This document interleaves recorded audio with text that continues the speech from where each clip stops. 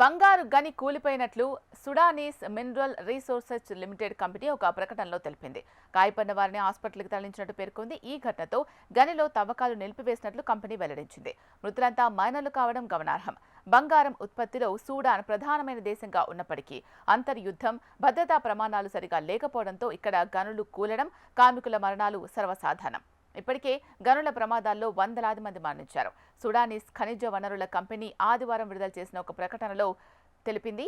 గాయపడిన వారిని హాస్పిటల్కు తరలించినట్లు పేర్కొంది. ఈ ఘటనతో గనిలో తవ్వకాలు నిలిపివేసినట్లు కంపెనీ వెల్లడించింది. మృతులంతా మైనర్లు కావడం గమనించాల్సిన విషయం.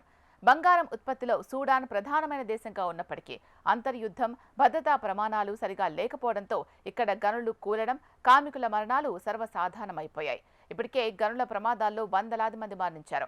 సూడానీస్ ఖనిజ వనరుల కంపెనీ ఆదివారం విడుదల చేసిన ప్రకటనలో ఈశాన్య ఎర్ర సముద్రం రాష్ట్రంలోని ఎస్ఏఎఫ్ నియంత్రణలో ఉన్న అబ్టార్బా, హైరా నగరాల మధ్య ఉన్న హూవిద్ మారుమూల ఎడారి ప్రాంతంలోని కిర్ష్ అల్ ఫిల్ గనిలోని ఒక ఆర్టిసానల్ షాఫ్ట్లో బంగారు గని కుప్పకూలింది అని తెలిపింది. ఇటీవలి సంవత్సరాల్లో ఇలాంటి ఘటనలు అనేకం జరిగాయి. 2023లో కూడా ఒక గని కూలిపోవడం వల్ల 14 మంది మైనర్లు మరణించారు. 2021లో మరొక గని కూలిపోవడం వల్ల 38 మంది ప్రాణాలు కోల్పోయారు.